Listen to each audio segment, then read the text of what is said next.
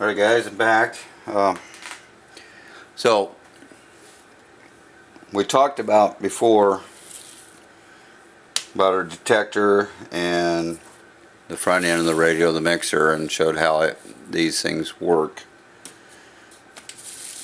And I guess you guys enjoyed that video. So anyway, and we talked about pretty much the entire front end. Now we're going to go and take it from this point on. We have an audio signal now, and it's just nothing but audio. Now we're just going to start amplifying it to get it up so that we have something that we can feed the speaker and get some sound out of it. Now, one thing I wanted to point out about schematics, when you're working on something, and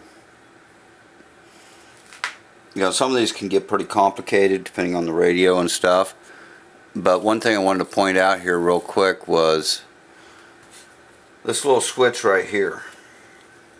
Now this radio is designed not to only be an AM with shortwave bands. You know, when we've talked about the coils and you know how we get the different shortwave bands and stuff, but it's also designed to be have an auxiliary output to a phono out, or not an output but an input to it, hooked to a phonograph or some other auxiliary input.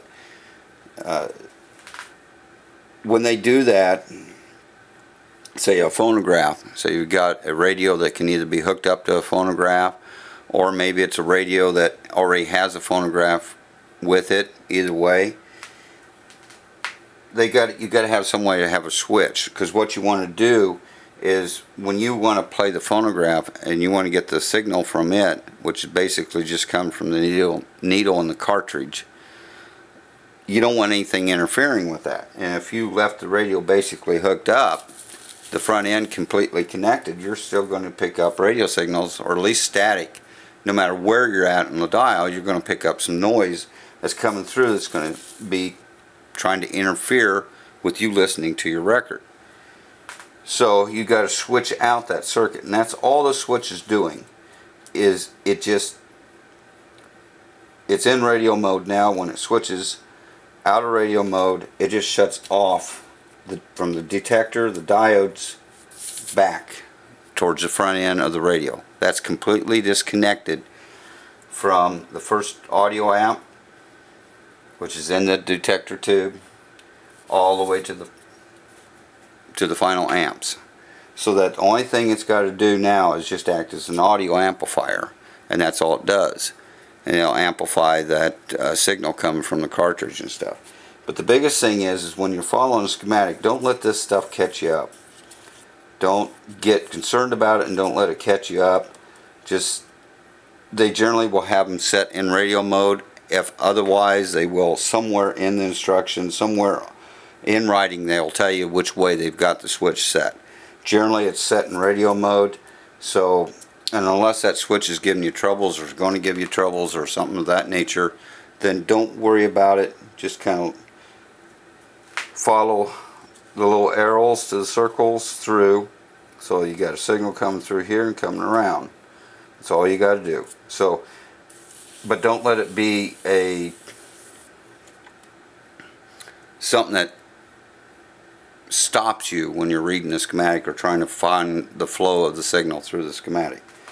So, that being said, we'll take it from here and we'll flow it through. We'll talk about these tubes. There's some things I want to point out.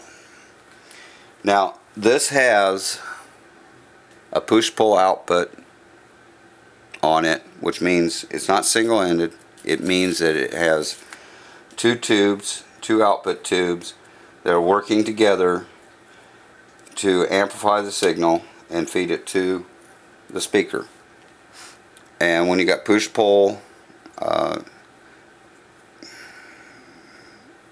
you basically can double your output roughly.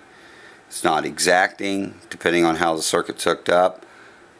There's various different classes of push-pull that can be used, but you get a lot more power output. You also reduce your, you can reduce harmonics and distortions. So that's one way of getting a lot more power out and still have a good clear sound and good power to the speaker.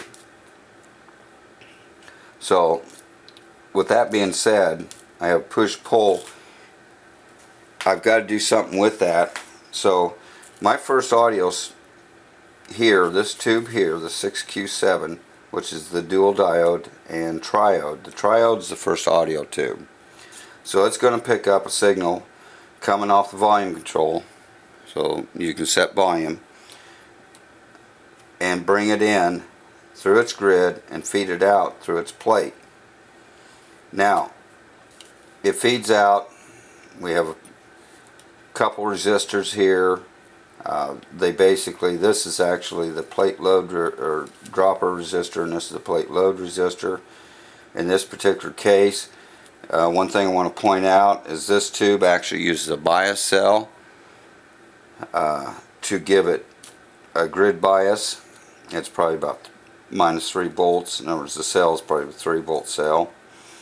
And there's various ways of doing it. Some radios will take in off the center tap of the transformer, they will put a couple resistors, 2 or 3 resistors in there off the center tap, and then take before it goes to ground, and then they can develop negative bias voltages from that voltage divider, so that they can get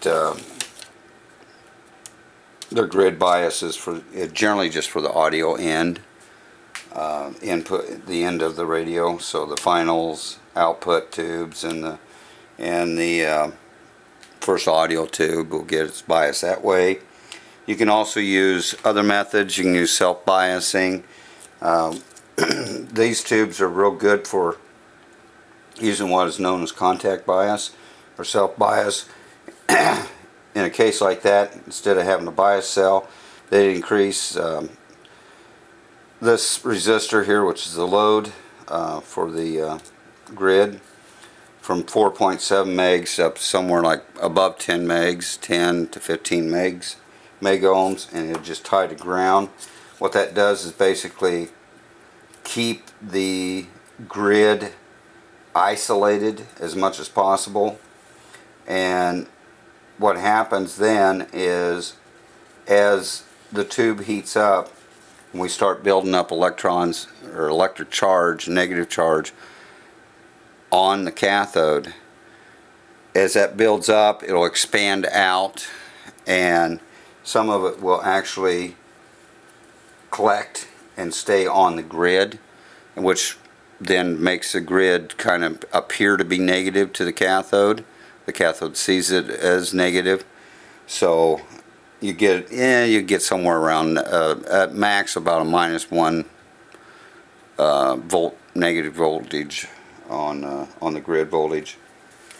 I just want to point that out. There's various ways of doing it. This one this particular radio will use the bias cell. Actually, there's another model that's a little bit later model. It's exactly the same radio, except they actually got rid of the bias cell and they went with contact bias. So anyway, we feed signal out, and we feed it out to here. We come through a resistor right at this point here. Now we won't worry about where this is going yet. This comes down here and comes and goes into a grid of this tube, which the 6P5 is called phase changer. Now I'm going to show you what that means here in a minute. That feeds through the grid, comes out its plate, and feeds down and feeds to the grid of the driver tube, which in turn will feed the output, this output tube here. And I'll get to this in a minute. Our signal, instead of going down through here, can also follow through and come over to the grid of this other driver tube, which then in turn feeds this output tube. So I have 2 drivers, 2 outputs. This here is a phase changer. It is changing the phase so that one tube is out of phase with the other tube on these two drivers, which in turn will do the same thing for the output tubes. That is really necessary, and I'll get to that in a minute why. Now, something I want to point out about the drivers, so I can keep this in focus, or keep it in the screen. These are cathode followers. If you notice, the plates are tied together, and then they just feed down to B+. They're not feeding anything over to these tubes. Where these tubes are getting their fed from is from the cathodes. Now what that does is it buffers the output tubes from the phase changer and everything back here. What that means is it kind of isolates them. These tubes, when you've got a cathode follower, you don't have any gain. In fact, it's less than unity. In other words, if you was to put 1 volt into the grid, you'd get less than 1 volt out. So you get about 0.9 volts out or so, but depending on what the bias is set up for. But what's nice about them is they can actually buffer out, kind of isolate electrically and signal wise between this and this. They also isolate as far as any DC disturbances and the like. So that's what they're using them for, is isolation purposes, not so much as they're not going to gain anything. There's no gain here. In fact, we're losing just a little bit, which will be more than made up with the output tubes. But what we're wanting to do is get a buffer in there to buffer out any potential noises that could be back here that can get through these two and get into the output tubes. So I just wanted to point that out. It's probably not really necessary. My guess is they actually put them in there for increasing tube count, which was a big thing back in the day. The more tubes, supposedly better radio. So a lot of radios run just like this without these and never have a drop trouble. So but they put them in here nonetheless. So anyway, now let's look at what actually goes on here in a little bit more detail. And I kind of drew up something just real simplified on here. And let me back you up. Whoop, wrong way.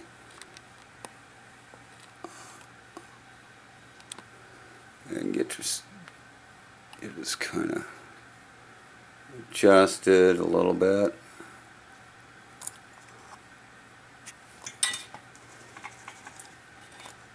Okay, there.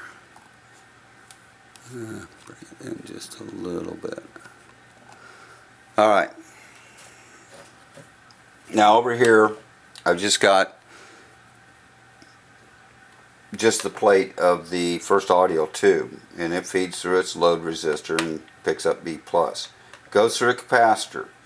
Now we're going to get a signal that when is basically looking like this. You know, it's going positive on the first part of it.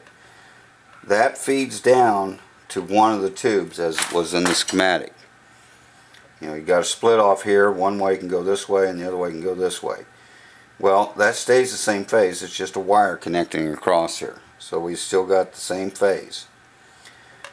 The other direction, we go through resistor, and basically all that's doing is the resistor here is just there to reduce that signal some, because the phase changer itself tube, which is this one here, will actually amplify the tube. It's a tube, it's going to amplify. So we've got to reduce the signal down to a certain set size so that when the output from this tube, from here, these two outputs will be pretty much the same.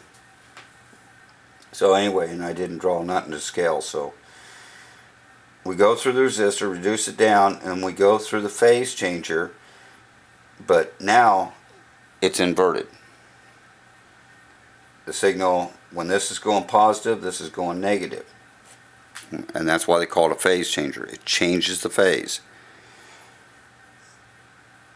Now, this one will go through the one output tube. I left out the buffer tubes. Just goes through the one output tube, gets amplified. When it does, it shifts again. This one will phase change. Now we're going negative. But this one here, when it goes into this tube and gets amplified, it shifts the other direction. So now this one's going positive, this one's going negative. What does that do for us? Well, first of all, that's really what the name is, push-pull. When this is pushing negative, or pushing positive, this is pulling down negative. But when we have a center tap transformer, what ends up happening is, I'm going to find the marker here. At any one particular point in time, I can put two different signals on here. In other words, two out of phase signals, but they will do just fine. So let's look at the first part here and see what's going on here. The first part here on this tube, it's going positive. So that means this is positive, but where's that circuit at? That circuit is right here. It's to the center tap, so that's negative. And that's it. So this first part appears like this. Okay? Now, on this tube, it's going negative. So I have a negative here, but only to the center tap. Positive there.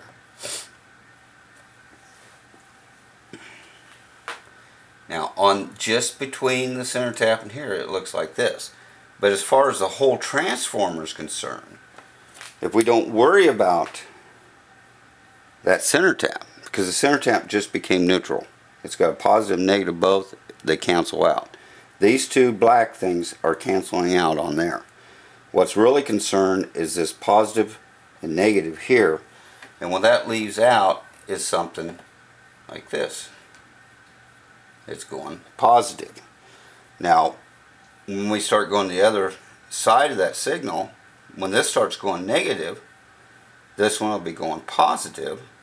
So then it goes down like this. And I'll bring it down there.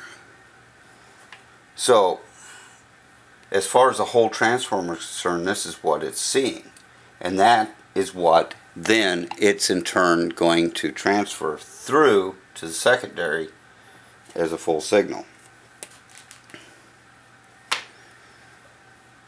That's why we need to phase change it. Because if we didn't phase change, then this one would be going positive and this one would be going positive. Then I wouldn't neutralize out here. I would have a positive and a positive here. The two would actually cancel and I wouldn't get nothing out. I would end up with total cancellation across the primary of the transformer. I have to switch them. They have to be pushing and pulling each other to go through for this to work. And it also has to be a center tap transformer. If it was just a regular transformer, no center tap, then they will cancel too. So the center tap is very vital, and by having the center tap, having them out of phase, then you end up at any point in time, one end of the transformer on this plate will be positive when this one is negative, or vice versa when it goes the other direction on the wave. And then it can actually then take it and send it through transformer action and mutual inductance and feed it on out, and then that feeds just to the voice coil and you hear the sound. So I hope, you know, this is an extremely simplified what's going on. I didn't get into nothing more than just that, how the phase change, why the phase changer's there and why it works. Your old radios going back in the day, you know, such as the TRF radios and some of those, and some of the very early super heterodyne radios. Instead of having this phase changer tube, what they would do is they would put a transformer in, interstage transformer, because the transformer, I can do the same thing just in the opposite.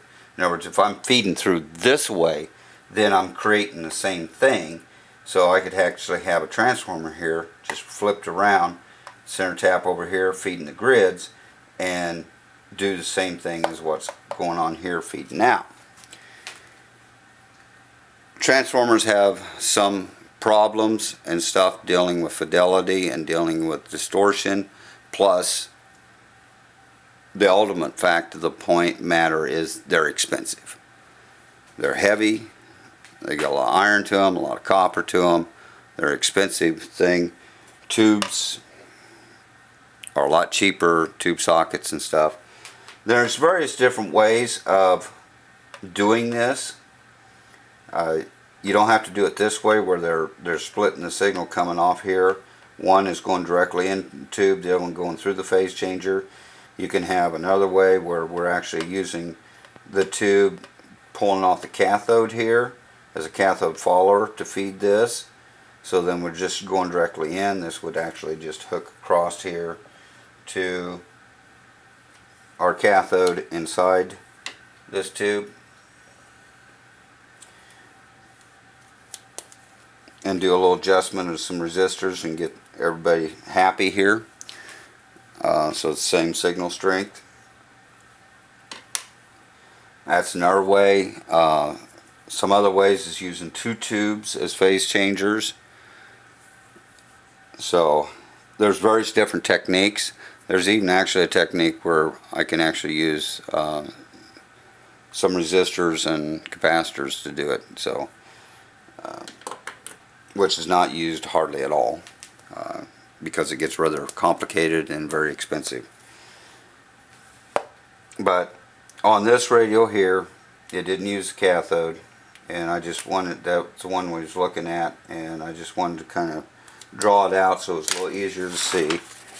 Again, these tubes here are just, the driver tubes are just basically buffers, and they're really there to increase the tube count. That's really what they're there for more than anything. They're not necessary. You'll see a lot of radios that don't have these in there, but since they're here on this one, I thought I'd let you know what they're doing and how they operate, so that you can see the flow of signal through. So anyway, I hope I didn't lose anybody on this. And if you have any questions, just post them and I can make a follow-up video to it and stuff. On the next one, we're going to start talking about power supply, and we're also going to go over the I-tube, how it's hooked in, and how you can take a radio that don't have an I-tube and put one in. Real easy. We'll talk about those two tubes and associated circuitry and how the B+ line is and the ground and so forth and so on. So until next time, thanks for watching, and I'll see you on the next video.